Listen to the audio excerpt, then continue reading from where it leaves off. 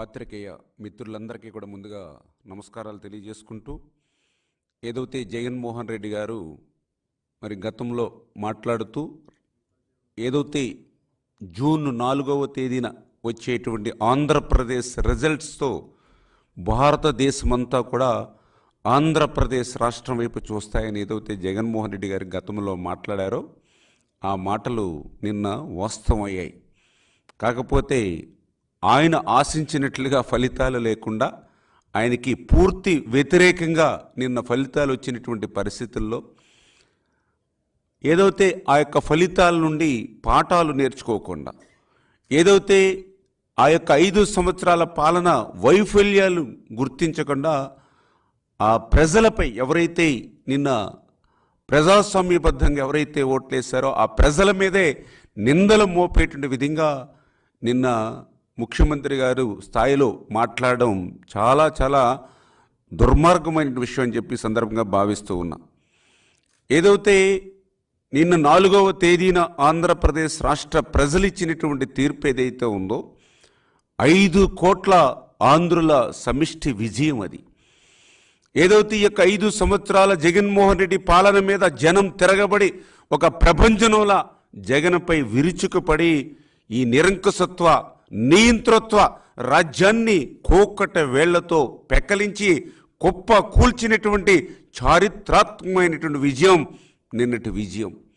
అటువంటి విజయం పట్ల మరి ఏదైతే జగన్మోహన్ రెడ్డి మరి గుర్తించుకోవాల్సింది ప్రజాస్వామ్యంలో పాలకులు అనేవాళ్ళు యజమానులు కాదు, పాలకులు అనేవాళ్ళు సేవకుల మాదిరిగా ఉండాలనేటువంటి విషయాన్ని వాస్తవాన్ని మరిచిపోయి ఏదైతే ఒక హిట్లరు, ఒక ముస్సోలిని, ఒక ముషారఫ్ మించినటువంటి నిరంకుశత్వ నియంతృత్వ పాలనని ఏదైతే ఆంధ్రప్రదేశ్ రాష్ట్రంలో అందించాడో దానితో ఏదైతే పెద్ద ఎత్తున ప్రజాగ్రహం మరి ఏదైతే ఆంధ్రప్రదేశ్ రాష్ట్రంలో వెల్లువెత్తితే ఆ యొక్క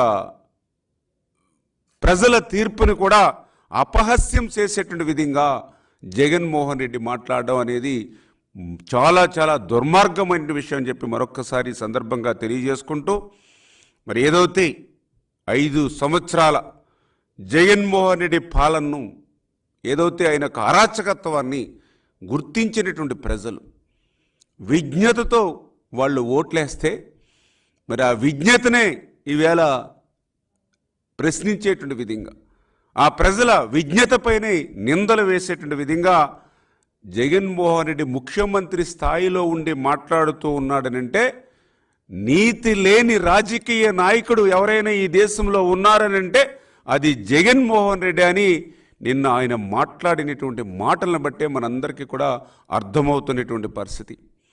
నిన్న ఆయన మాట్లాడుతూ అమ్మఒడి అందుకున్నటువంటి తల్లులు, పెన్షన్లు అందుకున్నటువంటి అవ్వాతాతలు, డోక్రా మహిళలు, ఎవరైతే పథకాలు ఉన్నటువంటి మహిళలు అందరూ కూడా నన్ను మోసం చేశారని ఆయన మాట్లాడడం కానీ వైఎస్ఆర్సీపీ సోషల్ మీడియా అయితే ఇంకొక అడుగు ముందుకేసి ఏదైతే ప్రజలే జగన్ని మోసం చేశారని వాళ్ళు ప్రచారం చేయడం కానీ అంటే ఏదైతే 99% మేనిఫెస్టోని నేను అమలు చేశాను, ప్రజలు ఓట్లేసేటువంటి విషయంలో నన్ను మోసం చేశారని జగన్మోహన్ రెడ్డి ఏదైతే నిన్న మాట్లాడుతూ ఉన్నాడో మరి ఆయన ప్యూడల్ మనస్తత్వాన్ని, ఆయన పెత్తందారి మనస్తత్వాన్ని నిన్న అర్థం పట్టినటువంటి విషయం.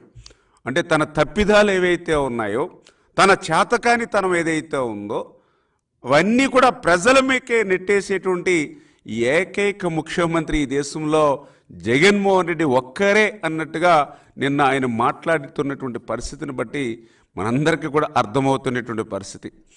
అంటే 99% మేనిఫెస్టోను అమలు చేశారని పదే అబద్ధాన్ని చెబితే అది నిజం కాదనేటువంటి వాస్తవాన్ని ఈవేళ జగన్మోహన్ రెడ్డి గుర్తుపెట్టుకోవాల్సిన అవసరం ఉంది.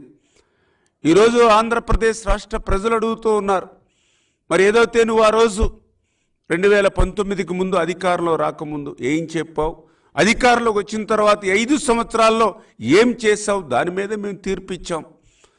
ఆ రోజు 25 మంది ఎంపీలు ఉండి నేను కేంద్రం మెడలు ఉంచి ప్రత్యేక హోదా తెస్తానన్నావు.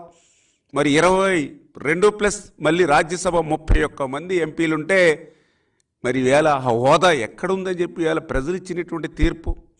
వారం రోజుల్లోనే సిపిఎస్ రద్దని చెప్పావు. మరి వేల వారాలు గడిచినా కూడా మరి ఆ సిపిఎస్ ఎక్కడని ఈవేళ ప్రజలు తీర్పిచ్చినటువంటి పరిస్థితి. ప్రతి సంవత్సరం కూడా డిఎస్సి అన్నావు, మెగా డిఎస్సి అన్నావు. 5 సంవత్సరాల్లో మరి ఎక్కడా అని చెప్పి ఈవేళ ప్రజలు ఇచ్చినటువంటి తీర్పు. ప్రతి జనవరి జాబ్ క్యాలెండర్ అన్నావు, 5 జనవరిలు అయినాయి, ఎక్కడా అని చెప్పి ఈవేళ ప్రజలు ఇచ్చినటువంటి తీర్పు. ఆ రోజు సాక్షాత్తు అసెంబ్లీలో పోలవరం 2020 జూన్ కన్నావు, మళ్ళీ 2021 ఆగస్టు కని చెప్పావు, మళ్ళీ 2022 డిసెంబర్కి పూర్తి చేస్తానని చెప్పావు. మరి పోలవరాన్ని ఎట్లా ముంచేశావు? ఈవేళ ప్రజలు ఇచ్చినటువంటి తీర్పు. ఆ రోజు ప్రతిపక్ష నాయకుడిగా అమరావతిని స్వాగతిస్తూ ఉన్న 30,000 ఎకరాలు పైబడి రాజధానికి ఉండాలని ఆ రోజు అసెంబ్లీలో చెప్పి అధికారంలోకి వచ్చిన తర్వాత అమరావతి కాదు 3 ముక్కలని చెప్పి ఏ 3 ముక్కలైనా ఒక్క ఇటుకు కూడా పెట్టలేనటువంటి నీ అసమర్థతకి నిన్న ప్రజలు ఇచ్చినటువంటి తీర్పు. అధికారంలోకి వచ్చినటువంటి వారం రోజుల్లోనే ప్రజావేదికను కోల్చడం ద్వారా ఏదైతే నీ అరాచకత్వాన్ని ఈ ఆంధ్రప్రదేశ్ రాష్ట్రంలో ప్రారంభించావో దాన్ని వ్యతిరేకిస్తూ ప్రజలిచ్చినటువంటి తీర్పు. ఏదైతే ఈవేళ ప్రజలిచ్చినటువంటి తీర్పును కూడా వీళ్ళు తప్పుదారి పట్టించేటువంటి విధంగా, ఎందుకంటే మరి గతంలో కూడా ఏదైతే 2019 ఎన్నికల్లో కూడా ఇదే వైఎస్ఆర్సీపీ పార్టీ ఇదే ఈవీఎంల ద్వారా 151 సీట్లు ఆంధ్రప్రదేశ్ రాష్ట్రంలో గెలుచుకుని మళ్ళీ ఈరోజు 2024లో ప్రజలు ఈ యొక్క 5 సంవత్సరాల నింకుసత్వ నియంతృత్వ రాక్షస పాలన మీద వాళ్ళు తీర్పిస్తే దాన్ని ఈవీఎంల మీదకి నెట్టేయడం అని అంటే ఈవేళ పాఠాలు అంటే ఈ ఓటమి నుంచి వాళ్ళు పాఠాలు కూడా నేర్చుకోలేనటువంటి పరిస్థితి ఈరోజు కనిపిస్తూ ఉంది. ఈవేళ ధనుంజయ రెడ్డా, సజ్జల రామకృష్ణారెడ్డా, సుబ్బారెడ్డా, లేకపోతే మిథున్ రెడ్డా, పెద్దిరెడ్డి రామచంద్రారెడ్డా, ఇట్లా అనే కాదు, వీళ్ళందరికీ మూలం ఈరోజు ఆంధ్రప్రదేశ్ రాష్ట్రంలో జగన్మోహన్ రెడ్డి. మరి ఆంధ్రప్రదేశ్ రాష్ట్ర చరిత్రలోనే ఇంత చెత్తగా పరిపాలన చేసినటువంటి చెత్త ముఖ్యమంత్రి ఎవరూ లేరు అనేటువంటి విధానం మేం చెప్పడం కాదు, ప్రజలే నిన్న తీర్పుతో ఇచ్చినటువంటి పరిస్థితి. ఇప్పుడు జగన్మోహన్ రెడ్డి అధికారుల మీద నెప్పవేసుకోవడానికి ఆయన ఎవరికి కనీసం అపాయింట్మెంట్లు కూడా ఇవ్వకుండా, అంటే ప్రజాస్వామ్యంలో ఎవరైతే శాసనసభ్యులు మరి ప్రజల చేత ఎన్నుకోబడినటువంటి వ్యక్తులు ఎమ్మెల్యేలు, ఎంపీలు, మంత్రులు, అంటే ఇటువంటి వారికి కనీసం అపాయింట్మెంట్ కూడా ఆయన 5 సంవత్సరాలు ఇచ్చినటువంటి పరిస్థితి లేదు. ఏదైతే ఆ రోజు అధికారం రాకముందు పాదయాత్రని ప్రజల్లో తిరిగి అధికారం వచ్చిన తర్వాత మరి ఆయన ఏదైతే తాడేపల్లి రాజప్రసాద్ వదిలి అడుగు పెట్టినటువంటి పరిస్థితి లేదు. ఒకవేళ ఎప్పుడైనా అడుగు పెట్టినా కూడా 144 సెక్షను పరదాలు చాటునే ఆయన వచ్చినటువంటి పరిస్థితి. వరదల వంటి ప్రకృతి విపత్తులు వచ్చినప్పుడు కూడా ఏరియల్ సర్వే అని చెప్పి పైనుంచే గాలిలో తిరిగి గాలిలోనే వాగ్దానాలు చేసి ఆ చేసినటువంటి వాగ్దానం కూడా గాలిలోనే కలిసిపోయినటువంటి పరిస్థితి.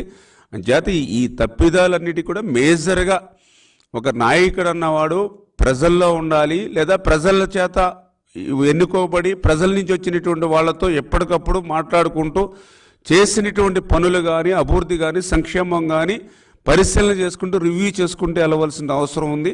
కానీ ఆ రకమైనటువంటి పరిస్థితి కాకుండా ఈరోజు లిక్కర్లో ఎంత వచ్చింది, ఈరోజు శాండ్లో ఎంత వచ్చింది, ఈరోజు మైన్స్లో ఎంత వచ్చింది, ఈరోజు విలువైన భూములు ఎక్కడెక్కడున్నాయి, వాటిని ఏ రకంగా తన అనుశీలికి కట్టబెట్టాలి అంటే ఎవ్రీడే అతను రివ్యూ కానీ ఆయన మైండ్ కానీ అంతా కూడా దాని మీదే కాన్సన్ట్రేషన్ జరిగింది తప్ప ఈ అభివృద్ధి మీద ఈ యొక్క సంక్షేమం మీద ఆయన ఎక్కడా దృష్టి పెట్టలేదు. కాబట్టి ఈరోజు ప్రజలు కూడా ఆ రకమైనటువంటి తీర్పు ఈవేళ ఆంధ్రప్రదేశ్ రాష్ట్రంలో ఇచ్చినటువంటి పరిస్థితి. Okay, thank you.